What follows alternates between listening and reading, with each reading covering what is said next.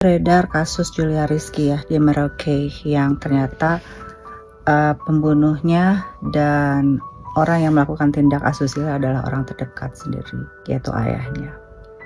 Saya cuma pengen menanggapi, mungkin kasus-kasus seperti ini itu banyak terjadi dan tidak terekspos. Dan si korban hidup, pelaku hidup, kehidupan berjalan seperti biasa, seperti tidak ada apa-apa. Dan si korban yang hidup suatu hari bisa saja mengalami kehidupan yang tidak ideal. Dan bila itu terjadi karena dia perempuan, masyarakat seringkali menunjuk dia sebagai perempuan yang gagal. Tapi mereka nggak tahu cerita di baliknya. Jadi apa yang mau saya sampaikan di sini adalah jangan kamu cepat-cepat menghakimi.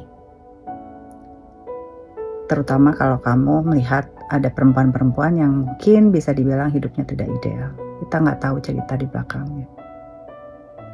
Dalam kasus hal-hal yang seperti ini dan tidak terekspos, sadar nggak kamu bahwa perempuan-perempuan ini hidup dengan berusaha untuk tetap waras? Ya, kita nggak usah ngomong mengampuni. Mengampuni itu haruslah ya kalau kita sebagai orang beragama. Tapi untuk dia tetap mencerna dan hidup waras di seumur hidupnya itu nggak mudah loh teman-teman. Kenapa? Karena dia harus mencerna bagaimana cinta pertama di hidupnya dia yang harusnya menjaga dia malah merusak dia.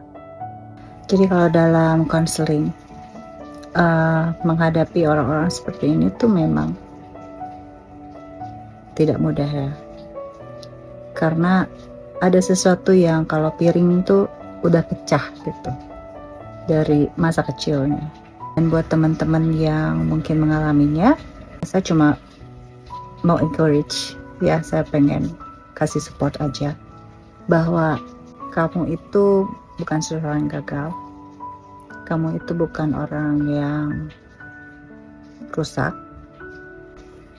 Mungkin kamu mengalami atau melakukan tindakan-tindakan yang konyol ya mungkin, atau salah, pilihan-pilihan yang salah.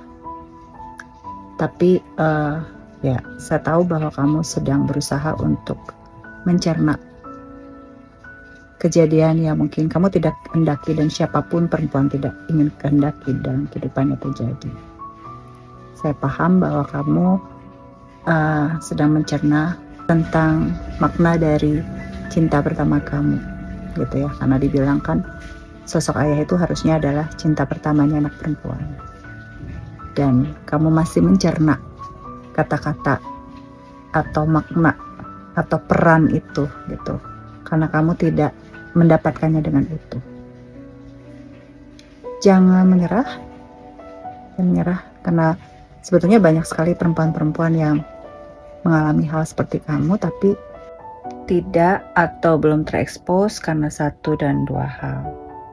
Karena seringkali si korban merasa ini hal aib ya yang berhubungan dengan keluarganya tentunya. Jadi tidak mudah untuk bercerita. Kalau dirimu membutuhkan seseorang untuk bercerita tentang hal itu, carilah orang-orang profesional yang bisa mendengarkanmu secara objektif, bisa psikolog atau konselor. Jangan pendam semuanya sendiri. Teruslah menjalani kehidupanmu dan bertumbuh dan sayangi dirimu dengan porsi yang benar. Karena kamu pun layak berbahagia, memaknai dirimu dan hidupmu dengan perspektif yang baru.